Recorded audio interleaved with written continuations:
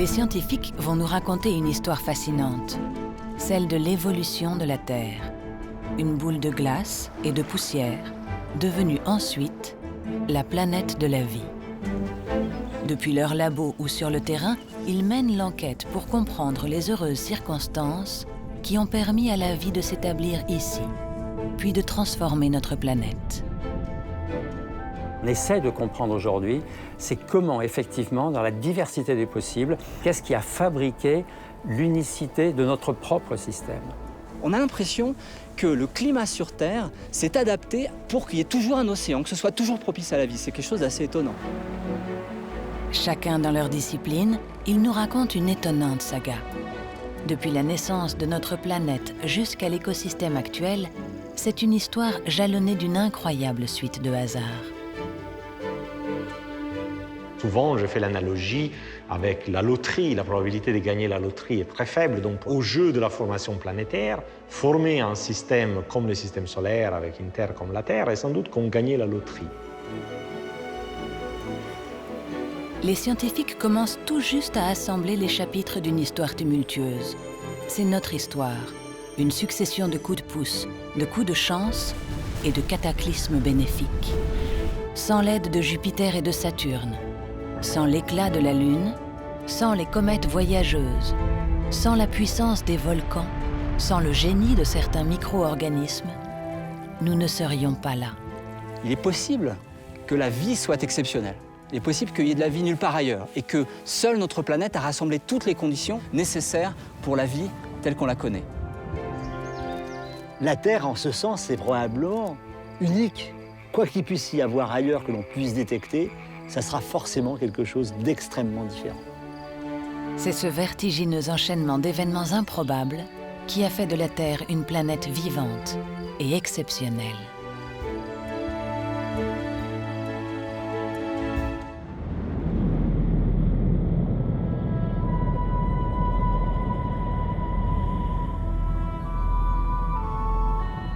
L'idée d'une Terre unique pourrait avoir germé en 1968, avec cette célèbre photo prise lors d'une mission Apollo. Elle a changé notre regard sur la Terre. Notre planète flotte telle une oasis dans la magnifique désolation de l'espace. Pour la première fois, bactéries, mammifères, insectes, végétaux, nous étions tous sur la photo. Notre planète apparaît comme un unique écosystème, et encore aujourd'hui, cette image nous souffle que la Terre, coiffée de nuages et bordée d'une fine atmosphère, pourrait être singulière dans l'univers.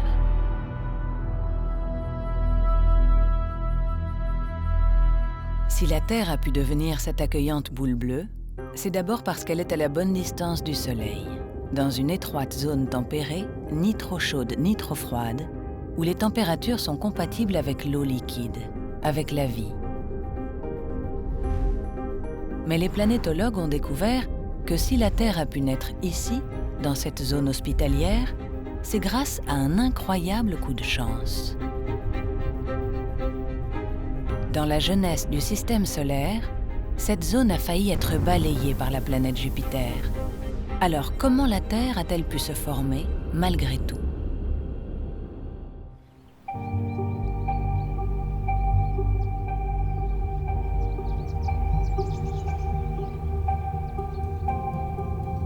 C'est à l'Observatoire de Nice qu'a été menée l'enquête pour résoudre cette énigme. Alessandro Morbidelli a écrit une nouvelle histoire de la naissance de notre système solaire.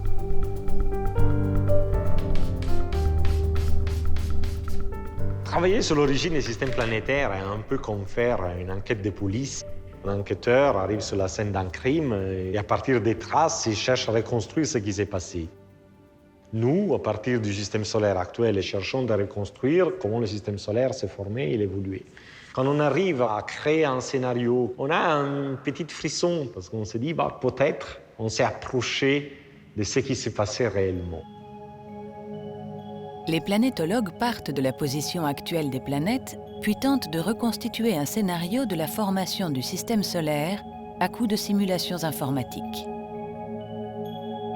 À l'origine, Notre système solaire, comme tous les systèmes planétaires, s'est formé à partir d'un nuage de gaz et de poussière qui entourait le jeune Soleil il y a 4,5 milliards d'années.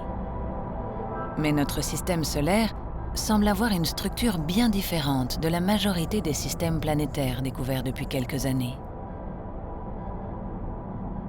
On pense aujourd'hui que les systèmes solaires sont un peu magiques, c'est-à-dire pour faire un système solaire tel que nous le connaissons, il a fallu beaucoup d'hasard. Et donc, ça suggère l'idée que notre système solaire ne soit pas un système planétaire typique, mais soit un système planétaire relativement rare.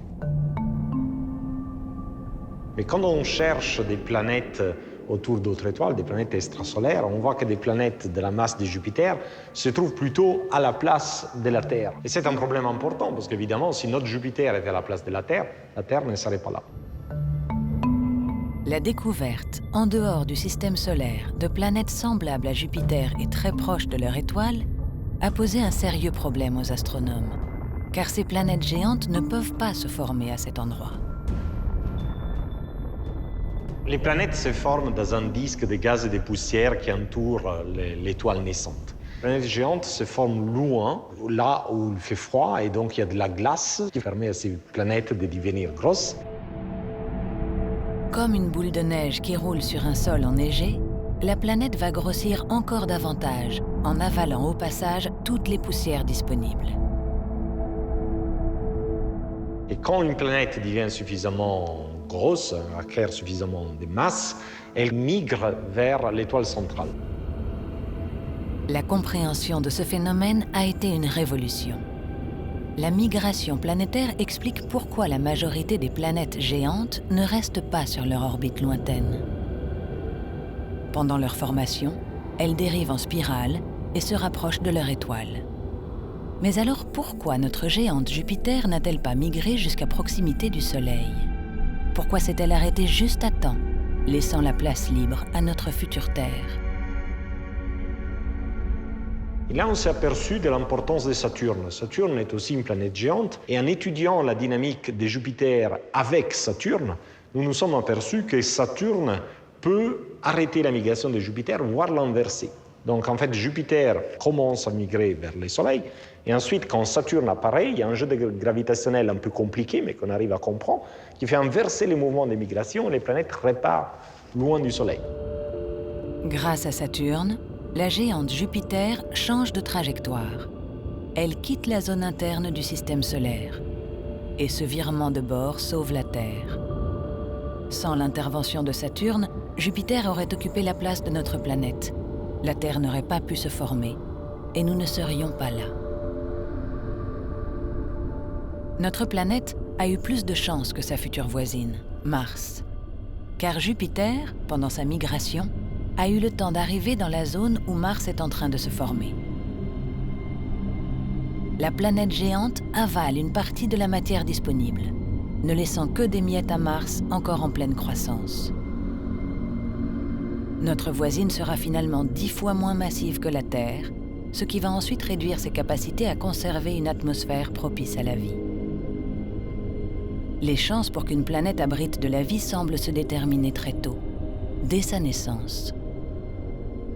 On commence à comprendre que la migration planétaire va modifier totalement la distribution des planètes après, la taille des planètes, leur position dans l'espace. De même, les chocs que ces objets vont avoir entre eux avant de se stabiliser sous forme de planètes, tout ça va fabriquer une évolution tout à fait particulière.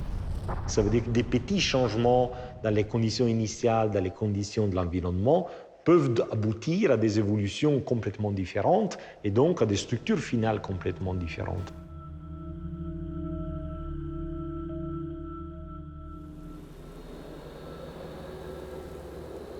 On dirait donc que notre système solaire a vraiment toute l'architecture qu'il faut et a eu l'histoire qu'il fallait pour rendre la Terre habitable et habitée.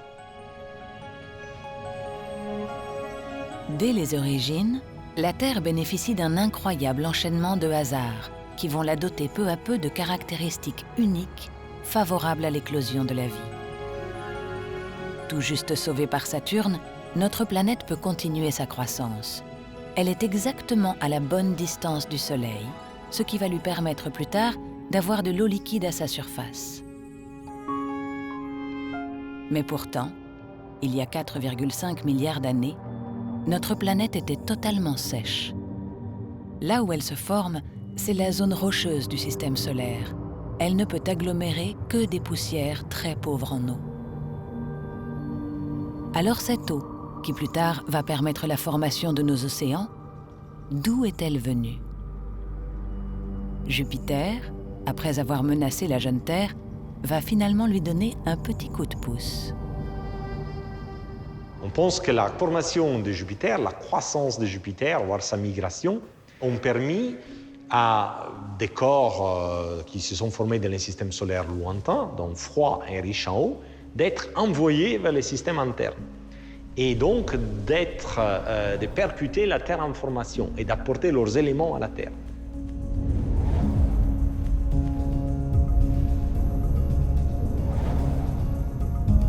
Ces corps, des astéroïdes et des comètes, vont enrichir en eau la boule de matière chaotique qu'est encore la Terre.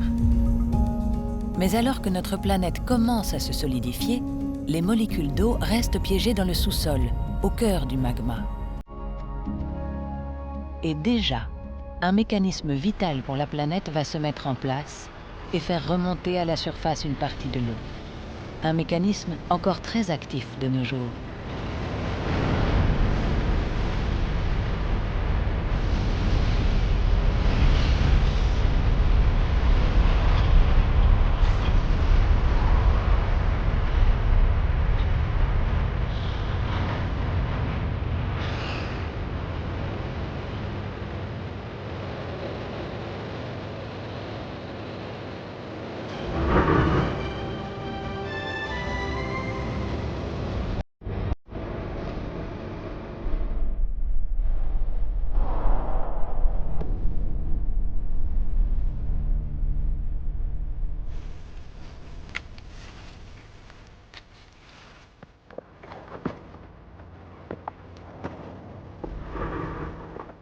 Les volcans, ces montagnes de feu, ont contribué dès les origines à ramener l'eau en surface.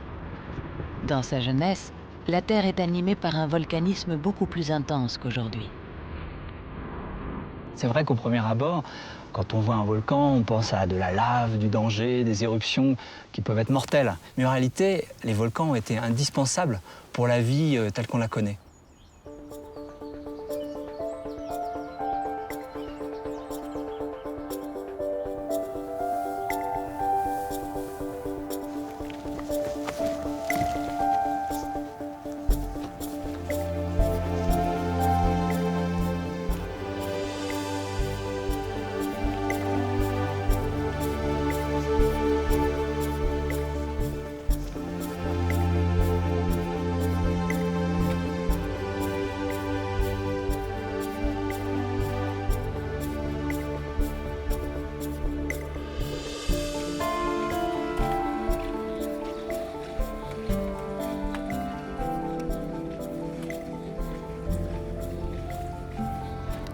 C'est la destruction du village de San Juan par le volcan Paricutin en 1944.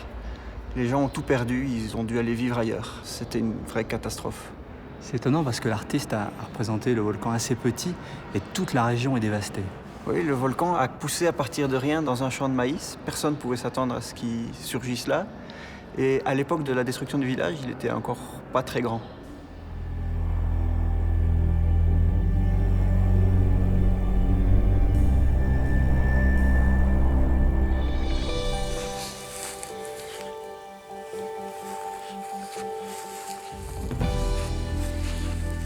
Les volcans ne sont pas en lutte avec la vie. Au contraire, les volcans ont été nécessaires pour que la vie puisse se développer tout au cours de l'existence de la Terre.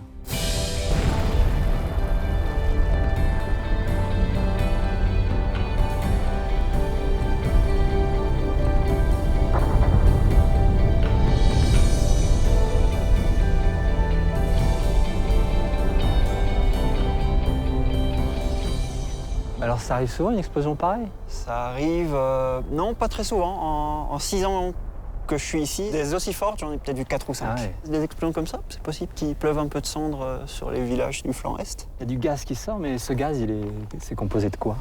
Alors, c'est 95% de vapeur d'eau. Sur tous les volcans du monde, la vapeur d'eau, c'est toujours le composant le plus abondant. La vapeur d'eau recrachée par les volcans permet à l'eau piégée dans les entrailles de la Terre de remonter jusqu'à la surface. Depuis les origines, c'est un mécanisme essentiel pour maintenir notre planète hydratée et vivante.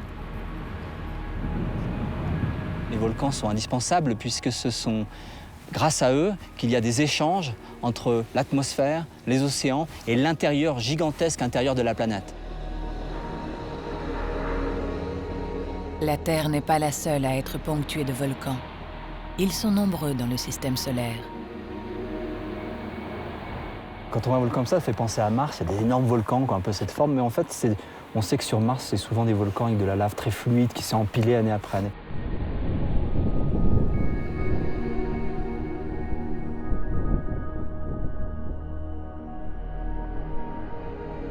Des volcans, en fait, on en trouve partout dans le système solaire. En fait, sur tous les corps, il y a beaucoup de chaleur à l'intérieur, et puis l'intérieur brûlant de ces corps va échanger avec l'extérieur sous forme de volcan. Donc, le volcanisme, il y en a partout.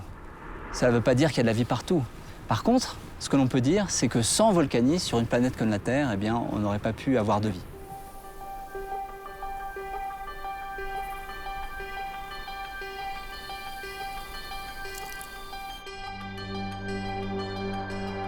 Il y a 4,4 milliards d'années, grâce au panache des volcans, le ciel de la Terre change. Il se charge de nuages. Et bientôt, des pluies diluviennes s'abattent à la surface. Il pleut pendant des millions d'années. Les premiers océans se forment, mais à peine nés, ils risquent de se volatiliser. Ce qui est très difficile, c'est d'avoir de l'eau liquide. Il faut non seulement de l'eau H2O, mais aussi une certaine pression atmosphérique. Il faut une atmosphère. À la même époque, sur la Lune, et puis depuis toujours, il n'y a pas d'atmosphère, donc il n'y a jamais eu d'eau liquide, d'océan. Si l'atmosphère terrestre n'est pas assez dense, l'eau va s'échapper dans l'espace sous forme de vapeur. Heureusement, les gaz recrachés en abondance par les volcans vont maintenir une pression atmosphérique suffisante pour que la Terre conserve ses premiers océans. Mais bientôt, les océans de la jeune Terre courent un autre risque, celui de geler. Le Soleil est encore faible, 30% moins chaud qu'aujourd'hui. La Terre a donc besoin d'un effet de serre pour garder sa surface suffisamment chaude et son eau à l'état liquide. Cet effet de serre apparaît très tôt dans l'histoire de la Terre, grâce à la vapeur d'eau et au CO2, présents en abondance dans l'atmosphère. Alors bien sûr, aujourd'hui, tout le monde sait que le CO2 qui augmente à cause de l'activité des hommes est une mauvaise chose. Trop de CO2, c'est pas bon. Mais à l'époque, il en fallait. Et même aujourd'hui d'ailleurs, si on n'avait pas un petit peu de dioxyde de carbone dans l'atmosphère, la température à la surface de la Terre serait 15 degrés plus froide. Et à cette époque-là, avec le soleil un peu plus jeune et moins lumineux, on aurait eu des températures beaucoup plus froides. La Terre aurait été complètement gelée, à moins 60 degrés en moyenne, et donc pas propice à la vie. Les volcans vont à nouveau contribuer à maintenir la Terre habitable. Dans leur panache, ils rejettent en permanence, en plus de la vapeur d'eau, de grandes quantités de CO2. Le CO2 craché par les volcans s'accumule, l'effet de serre augmente, et on sort de la glaciation. Les océans se déglacent, on pense que c'est arrivé dans le passé. Il y a quelques millions d'années, 400, 500 millions d'années, l'épisode, ce qu'on appelle la Terre boule de glace, boule de neige. Et la Terre s'en est sortie comme ça. L'effet de serre a augmenté, le CO2 s'est accumulé. Et puis, on a retrouvé un climat propice à l'eau liquide, propice à la vie telle qu'on la connaît.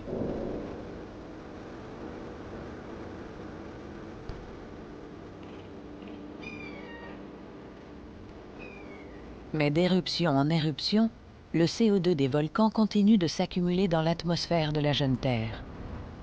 L'effet de serre pourrait s'emballer et transformer notre planète en fournaise. Heureusement, il y a une soupape de sécurité. Le CO2 a la capacité de se dissoudre dans l'eau. Au fil des millions d'années, il se transforme en calcaire et n'agit plus comme gaz à effet de serre. Il est piégé, inerte au fond des océans, sous une forme minérale. La quantité de CO2 dans l'atmosphère peut donc varier en fonction de la quantité d'eau liquide à la surface de la Terre. Ce mécanisme permet de réguler, sur des échelles de temps très longues, le climat de notre planète. Quelque chose qui est particulièrement fascinant dans le cas de la Terre, qui la rend peut-être unique, c'est que, en fait, tout au long de son existence, très longue, pendant 4 milliards et demi d'années, au moins 4 milliards d'années, eh bien, les variations de luminosité du Soleil ont été compensées par un effet de serre variable. On pense qu'en fait, il y a un espèce de thermostat géophysique qui maintient toujours la Terre habitable, toujours la Terre avec des océans à la surface.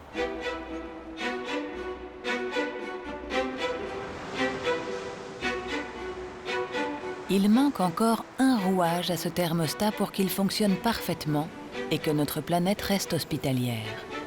Au bout de quelques centaines de millions d'années, tout le CO2 de l'atmosphère risque de se retrouver piégé sous forme de roches calcaires au fond des océans.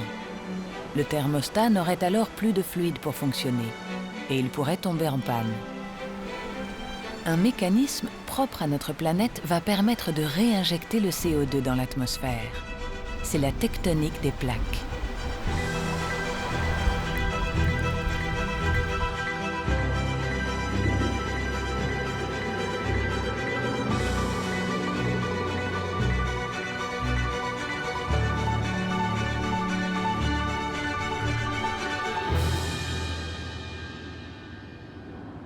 Sur une planète comme la Terre, il faut comprendre qu'il y a d'abord autour une croûte, les roches sont froides et rigides, et puis à l'intérieur des roches plus chaudes qui peuvent se déformer, ce qu'on appelle le manteau, qui sont un petit peu molles.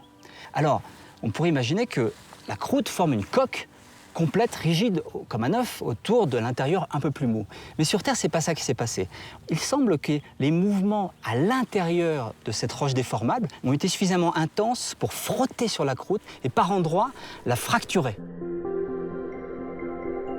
La croûte terrestre se fragmente en une dizaine de plaques. Elles sont emportées à la dérive par les mouvements du manteau. Là où les plaques se rencontrent, elles se chevauchent et entraînent jusque dans les entrailles de la Terre les roches qui jonchent le plancher des océans. Le recyclage du calcaire commence. Sous la gigantesque pression et la chaleur, les roches entrent en fusion et le magma remonte à la surface, emportant avec lui le CO2. Au fil des éruptions, il s'échappe sous forme de gaz par les cheminées des volcans. Enfin, dans l'atmosphère, le CO2 sera plus ou moins capturé par les océans en fonction des conditions climatiques. La boucle est bouclée.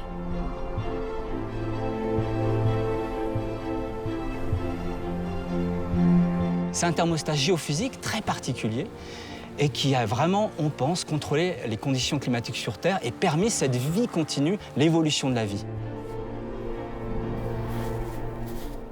Vous changez un tout petit peu la tectonique des plaques. Au lieu de 10 grandes plaques, vous en avez un peu plus ou un peu moins. Vous n'avez pas le même recyclage, vous n'avez pas la même teneur en gaz carbonique. Et toute l'évolution de la biosphère en aurait été autre.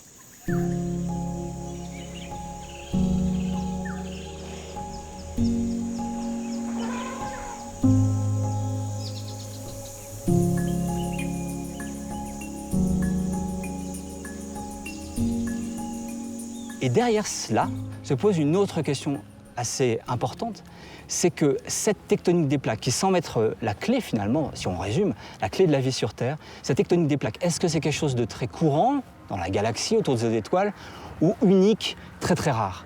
Quand on regarde dans le système solaire, de la tectonique des plaques, il n'y en a nulle part ailleurs. La tectonique des plaques, c'est peut-être ce qui a manqué aux planètes voisines de la Terre pour que la vie puisse y apparaître et perdurer. Pourtant, une des planètes rocheuses du système solaire semblait bien partie, Mars. Au début de son histoire, avec des volcans, du CO2 et de l'eau, elle a bénéficié d'un environnement proche de celui de la Terre. On a donc eu un environnement, il faut l'imaginer, un Mars-la bleu avec des lacs, des rivières. Certains parlent d'un océan dans l'hémisphère nord, là où il y a des basses plaines. Et donc on avait un environnement tout à fait comme sur Terre, propice à la vie. Tout semblait donc en place pour que la planète fonctionne. Et pourtant, le visage actuel de la planète rouge montre bien que quelque chose a mal tourné.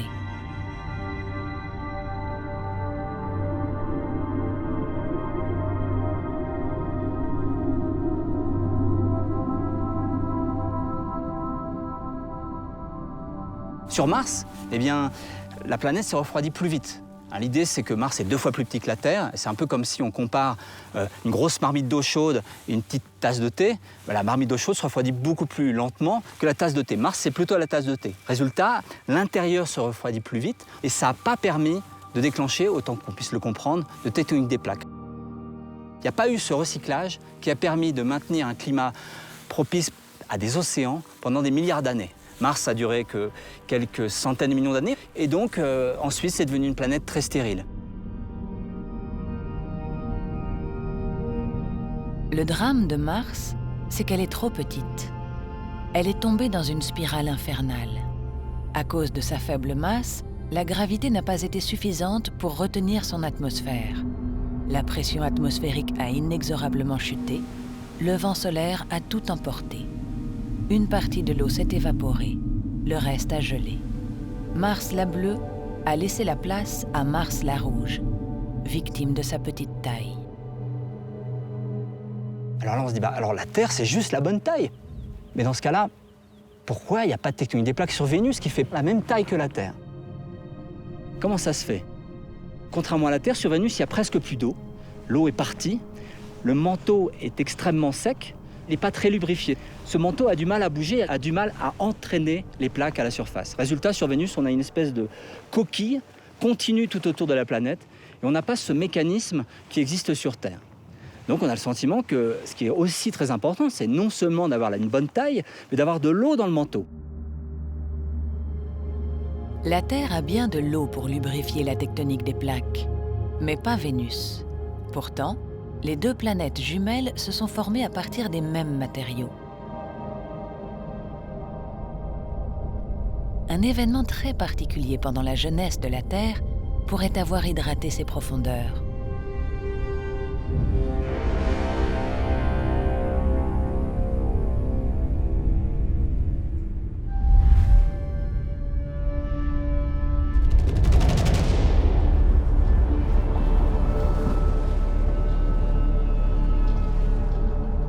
L'idée, c'est la suivante. Pour que le manteau ait pu être aussi hydraté, aussi riche en eau et aussi bien lubrifié, il a fallu que très tôt dans son existence, la Terre subisse un cataclysme énorme. On pense en effet que la Terre, dans sa jeunesse, a été impactée par une planète de la taille de Mars, qu'on appelle Theia.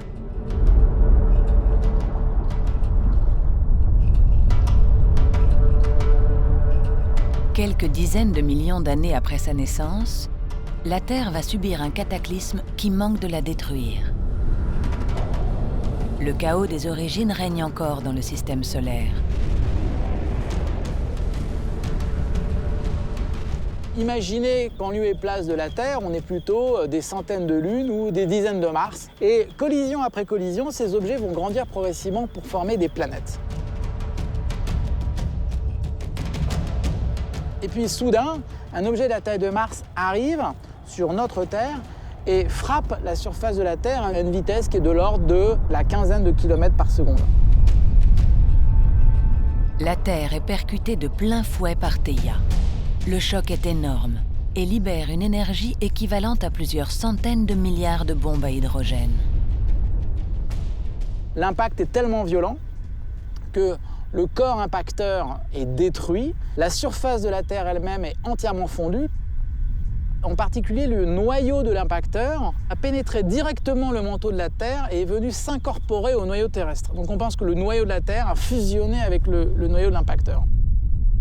La collision est tellement brutale que l'eau contenue dans Theia plonge au cœur de la Terre et se mélange avec l'eau déjà présente.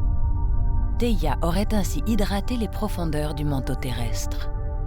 Et ensuite, la tectonique des plaques a pu fonctionner grâce à cette eau. Alors c'est spéculatif, mais si c'est le cas, c'est impressionnant parce que ça nous fait réaliser que pour que la vie ait pu exister sur la Terre aussi longtemps, il a fallu cet impact extrêmement fortuit, très tôt dans la vie de la Terre, pour hydrater le manteau, maintenir sa lubrification et ce phénomène qui a permis d'avoir ce thermostat géophysique tout au long de l'existence de la planète.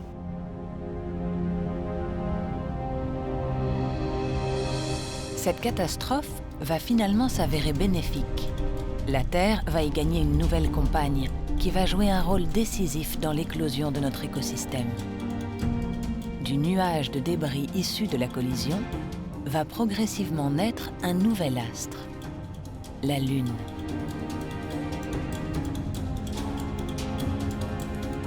Le système Terre-Lune est unique dans le système solaire et unique à notre connaissance dans la galaxie. Donc le système Terre-Lune, c'est un système très particulier où les deux objets sont tous les deux de gros objets. C'est même pour ça que certains astronomes parlent de planète double.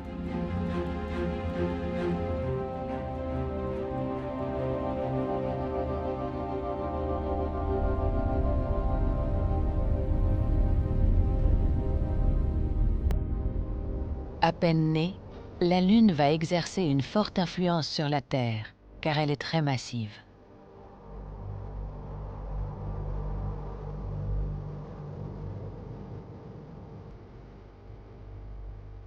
L'histoire du couple Terre-Lune est étudiée avec précision grâce aux missions Apollo.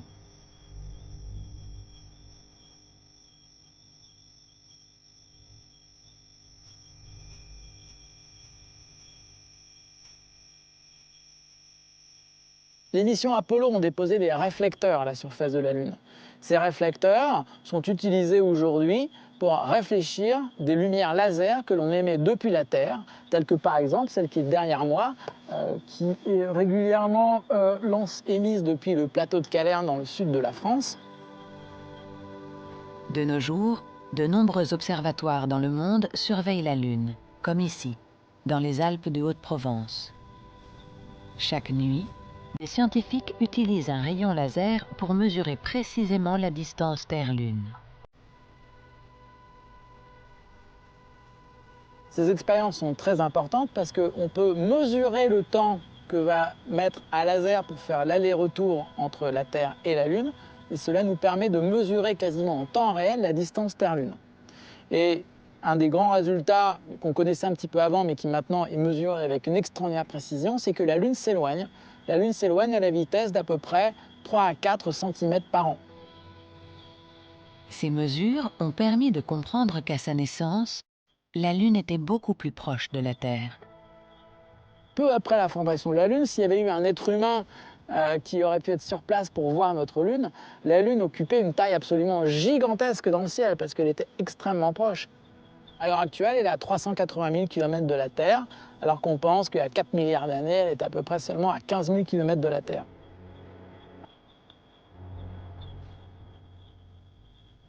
La proximité à la distance Terre-Lune a eu premièrement pour conséquence de faire des effets de marée plus importants et donc de forcer peut-être l'évolution biologique. Les marées océaniques causées par la Lune contribuent à la dynamique de notre écosystème et au brassage des océans. L'attraction mutuelle entre les deux astres a également eu un effet crucial sur l'axe de rotation de la Terre. Et cet effet, ce n'est pas simplement les marées océaniques, c'est beaucoup plus que ça. C'est d'avoir stabilisé la fameuse obliquité, cet angle de 23 degrés que fait l'axe de rotation de la Terre sur elle-même par rapport à sa trajectoire autour du Soleil. Eh bien cet angle-là, il est resté constant depuis plusieurs milliards d'années. Il n'y avait pas eu de Lune autour de la Terre, eh bien l'axe de rotation de la Terre aurait fait des oscillations. Et l'effet de ces oscillations, ça aurait été une modification très rapide du climat. Et ça aurait pu avoir des conséquences tout à fait importantes sur l'évolution des espèces. Par exemple, en faisant alterner beaucoup plus rapidement des périodes de glaciation et des périodes de réchauffement.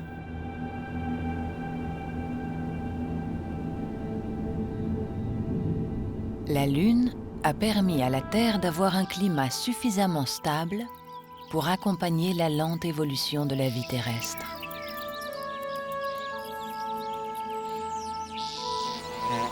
Sans la présence de la Lune, la Terre aurait eu à affronter les mêmes bouleversements que sa voisine Mars.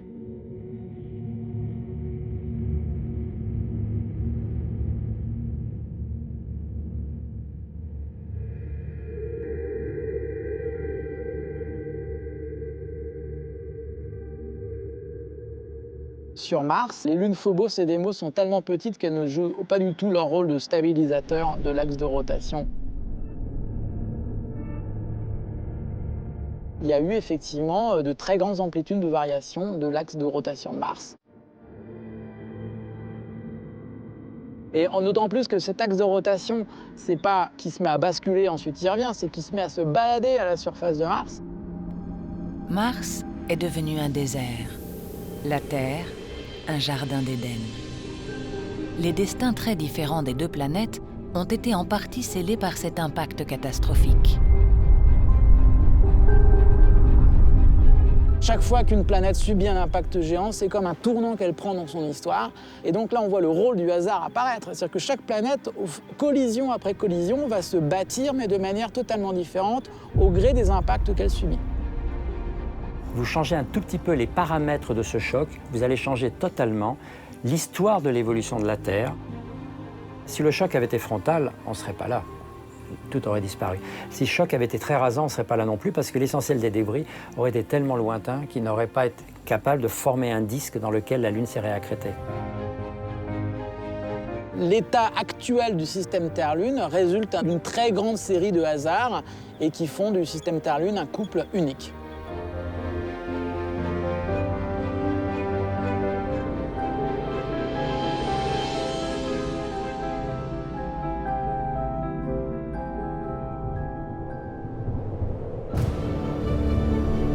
La Terre possède maintenant un climat stable, une atmosphère et de l'eau liquide. Tout semble en place pour que la vie apparaisse et évolue. Mais il manque encore les ingrédients de base de la vie, les molécules organiques. Tous les organismes vivants sur Terre se sont formés à partir des mêmes briques élémentaires, de longues molécules à base de carbone. Les scientifiques pensent qu'une grande partie de ces molécules serait venue de l'extérieur de la Terre.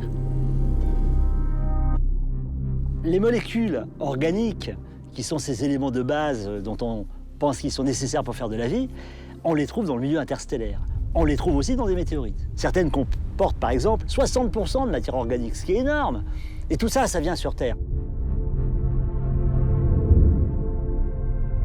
Les molécules organiques originelles qui auraient ensemencé la Terre ont été conservées dans la zone externe et froide du système solaire. Le mystère du voyage des premières briques du vivant vers notre planète a récemment été éclairci par la mission Rosetta, la première à tenter de se poser sur une comète.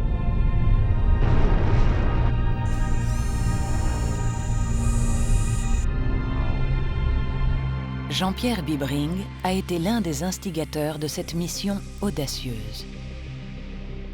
Ça, c'est ce qu'on a tous vu le 14 juillet 2014. Quand on a reçu ça, on s'est dit, c'est pas possible, on pourra jamais se poser sur ce truc-là, c'est infaisable. Tout ça, c'est tout petit, hein, ça fait quelques kilomètres, ça fait 4 kilomètres en tout là. Et en plus, qui tourne beaucoup sur lui-même autour d'un axe à la noix, on s'est dit, mais on ne pourra jamais trouver un endroit où se poser. Ça va être complètement fou. Quelques mois plus tard, la sonde Philae parvient malgré tout à se poser sur la comète Chury.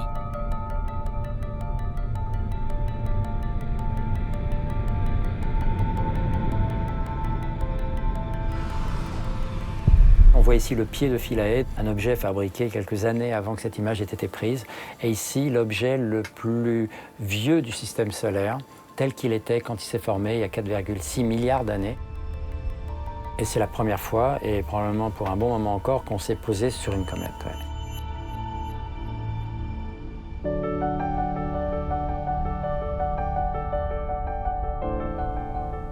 J'adore ces images-là parce que c'est inimaginable de penser qu'on a découvert un objet dont on n'avait aucune idée de ce à quoi il pouvait ressembler et surtout de quoi il pouvait être fait. Et quand on regarde avec la résolution, on voit que ce sont des grains qui font jusqu'à quelques millimètres et chacun de ces grains, c'est un ensemble de molécules organiques structurées. Voilà. Et c'est ça qu'on a essayé d'analyser, qu'on a commencé à analyser. Dès les premières analyses, les scientifiques réalisent que les comètes sont très différentes de ce qu'ils avaient envisagé jusque-là. Il n'y a pas du tout d'eau à la surface de cette comète. Il n'y a pas une once de glace solidifiée. On pensait que c'était de la glace essentiellement avec quelques molécules dedans. En fait, c'est le contraire. L'ensemble de ce qu'on voit là, c'est de la matière organique. Avec la mission Rosetta, les scientifiques ont découvert la richesse des comètes en briques du vivant. Jusqu'ici, ils pensaient que seuls les astéroïdes, des petits corps rocheux, en étaient pourvus. Depuis la naissance du système solaire, comètes et astéroïdes gravitent dans les régions froides, là où ils ont capturé et stocké les molécules organiques originelles. Ensuite, les comètes et les astéroïdes, véritables messagers de la vie, transportent ces molécules jusqu'à l'intérieur du système solaire. En passant à proximité d'une planète, les briques du vivant vont être disséminées à la surface. La planète va être ensemencée. Les scientifiques aimeraient analyser en laboratoire des molécules organiques semblables à celles qui sont tombées dans les océans terrestres. C'est le but de la mission Hayabusa 2 de l'agence spatiale japonaise, ramener sur Terre quelques fragments de cette matière organique originelle. La collecte des échantillons a eu lieu en juillet 2019 à 300 millions de kilomètres de la Terre, et cela a été un succès. Le moment, c'est pile le moment où il a touché. On voit ici le pied qui touche le sol ici. C'est ahurissant. Et hop, et on le voit après repartir. Parce que le principe de collecte des échantillons, c'est qu'il ne reste pas à la surface. Il arrive, il descend, il se pose. Au moment où il se pose, il tire un boulet qui éjecte des grains et hop, il repart tout ça. Et tout ça, ça se fait en quelques secondes. Et tout ça se passe très loin de la Terre, bien sûr. Oh, c'est ahurissant, ça. C'est complètement fou, quoi. Et on espère que dans ces échantillons, il y a du matériau carboné, ce à partir du quoi on pense la vie sur Terre a pu évoluer.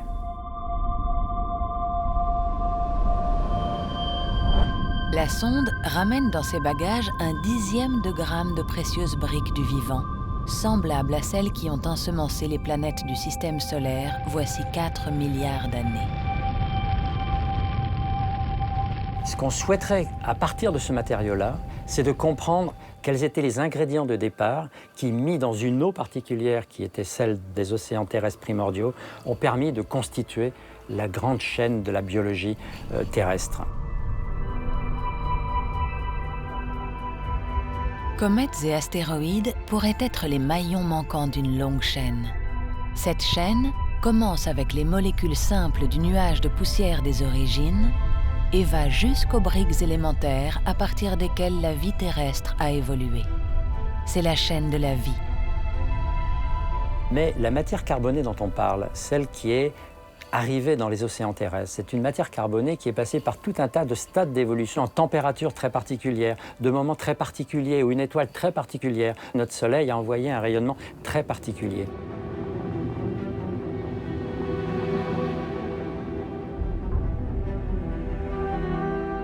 Cette matière organique a continué à se modifier pendant son voyage vers notre planète. Elle est donc le fruit d'une histoire singulière que les scientifiques tentent de reconstituer.